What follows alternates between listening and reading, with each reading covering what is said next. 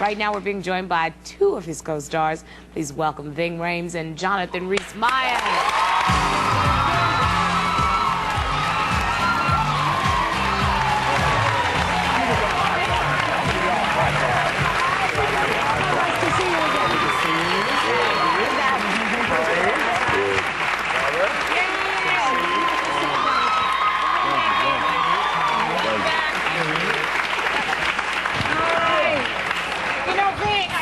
I hear, Ving, that you're really tired this morning. What have you been doing all night that you're so tired? Well, my wife came in from L.A. last night, and we had sex. So I'm a little tired. Let me do it. A black man had sex with his wife last night.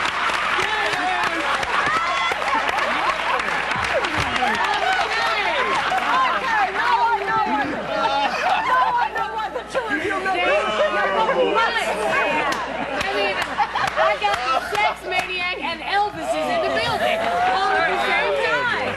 Anyway, so wait, guys, we know. You can tell it was never boring when we were Now, speaking of that, we know that Tom does all his own stunts.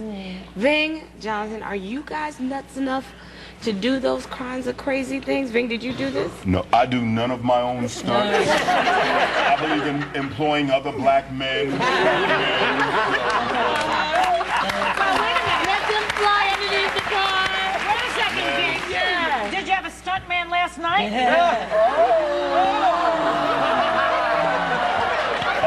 My wife is former LAPD homicide detective. Deb, come beat her ass. She can take me. I'm easy. Jonathan, do you do your own stunts? I'm not as cavalier as these other chaps here, you know. It's on the ground, I'm quite good, you know, but the one stunt I had was up in the air, and, you know, it looks different from 60 feet up in the air, you know. Don't mind the fall, and it's the landing I've issues with, you know. And there was a guy, the stunt double, you know, he looked more like me than I did. At one point, JJ was like, I'm thinking of recasting, you know. It's just not working. You go ahead, brother. You do you, right? Exactly. Well, Ving, you've been in every Mission Impossible with Tom. What is it about this guy that keeps you coming back? Oh, man. Well, you know, when I met Tom, I didn't have children. I now have 2 children. Beautiful. And I must say, you know, his love for humanity, his love and his will for wanting to make the world a better place for us and our children is something that I admire and respect even more than him as an artist. So, you know, he also pays very well. He's an executive producer. He bought me a house in Montecito. That paycheck will get a house in Montecito. My retirement home. Last night, it might be 3 children. Yes. You talk about when you guys met. Didn't you meet in a very unconventional place?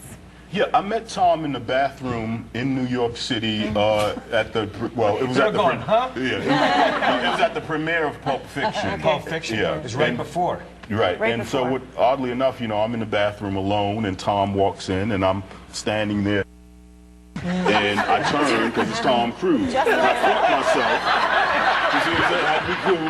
Yeah, I don't think Tom saw that, so I had to be cool, you know.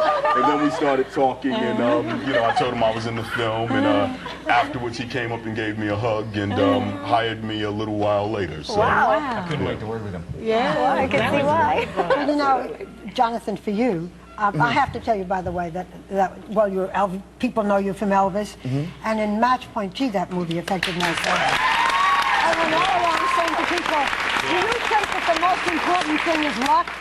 But I understand that in addition to being a very good actor, that you also do impersonations. I do. Can you do Woody? Yeah, Since Woody Allen directed, you do Woody Allen for Well, us. you know how it Match came, Point was his movie. Okay. how the impression came about was, you know, I was discussing with somebody, you know, and they said, do you talk to Woody Allen much? And I said, well, really, you know, I don't have much in common with a 70-year-old Jewish guy from New York, and he doesn't have much in common with a 28-year-old Irishman. But we did have one conversation where he was querying me on why he doesn't get cast as an actor. You know, sometimes he just doesn't want to direct. He just wants to eat his muffin. And, you know, he said it like, you know, he goes, Johnny, you know, I really could be a great actor if somebody just, you know, just give me a muffin and, you know, I'm a director, but, you know, I could just go to the theater in the evening and eat my dinner when I want to eat. You know, so...